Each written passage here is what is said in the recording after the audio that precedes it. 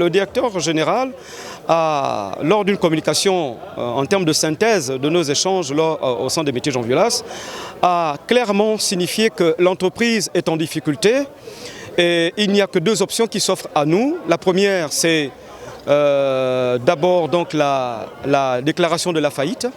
Et qui dit faillite, donc après derrière ça un repreneur et puis les agents sont voués à leur propre sort.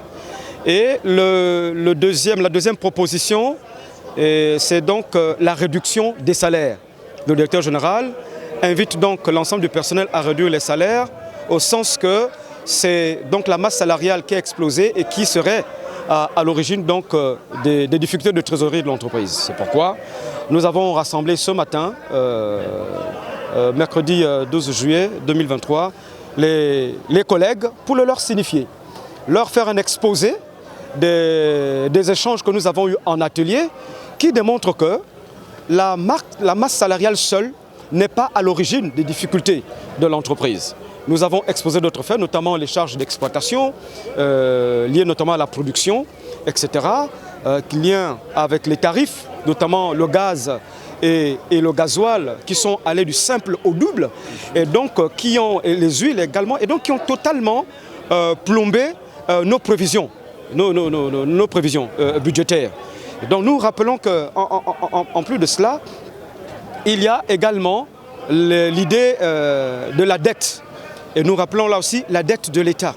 Nous avons là aussi interpellé l'État parce que l'État ne peut pas être juge et partie en même temps bloque les tarifs applicables à la clientèle depuis 2018 et de l'autre côté augmente nos charges d'exploitation, notamment le prix du gaz et le prix du gasoil.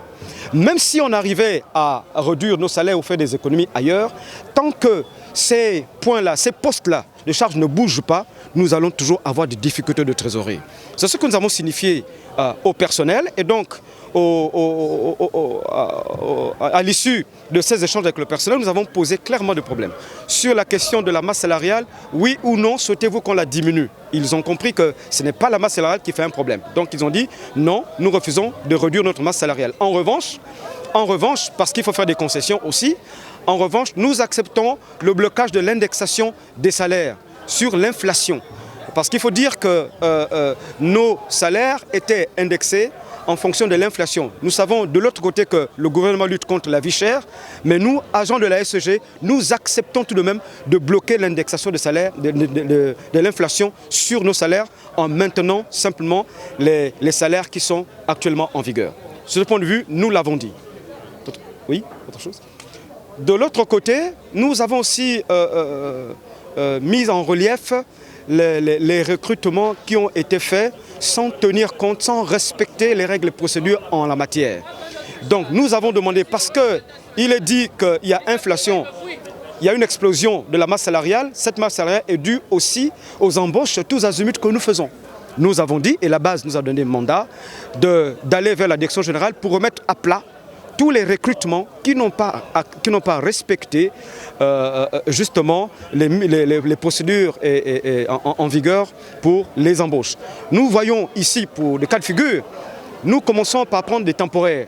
Un Gabonais, on le prend d'abord temporaire. Après temporaire, un contrat professionnalisant. Après professionnalisant, il monte en contrat CDD, contrat à durée déterminée. Ensuite, nous le confirmons en contrat à durée indéterminée. Or, nous avons constaté, et ce surtout dans la période du mois de juin, qu'il y a eu près de 135 embauches, mais qui n'ont pas respecté ces procédures. Il y a des gens qu'on regarde dans nos services, on vous demande d'où venez-vous, où avez-vous commencé? Non. Directement en CDI. Nous disons ce n'est pas normal. Pendant que derrière, il y a des Gabonais, des Gabonaises et des Gabonais qui ont respecté cette démarche, qui ont été formés au centre des métiers Jean Violas, dans nos métiers de base, qui ont été temporaires, qui ont été apprenants, qui ont été professionnalisants, ou au bout du compte, ne sont pas embauchés définitivement, mais pour prendre plutôt des gens qui n'ont pas fait ce parcours et qui sont déjà installés, qui ont déjà des contrats à durée indéterminée. Voilà des choses que nous avons décriées et l'Assemblée générale nous a donné mandat, quitus, justement remettre à plat avec la direction générale ces choses parce que ça concourt justement à la diminution de la masse salariale. Que nous parlons des problèmes qui sont très sérieux et qui touchent à l'avenir de l'entreprise. Nous interpellons donc le conseil d'administration, parce que c'est le conseil qui a nommé, pour que cet intérim soit désormais arrêté. Alors, nous ne faisons pas d'orientation. Nous disons que nous avons abordé des problèmes importants, suffisamment sensibles. Nous ne pouvons pas discuter avec des personnalités qui ne sont là qu'en intérim.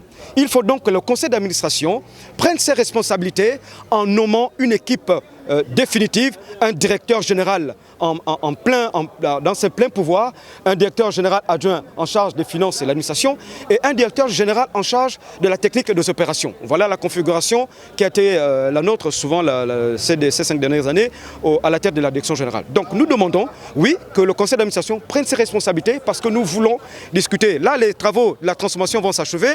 Qu'est-ce qu'on dit après? Qu'est-ce qu'on fait après? Avec qui discutons-nous? Nous ne pouvons pas discuter avec une équipe transitoire.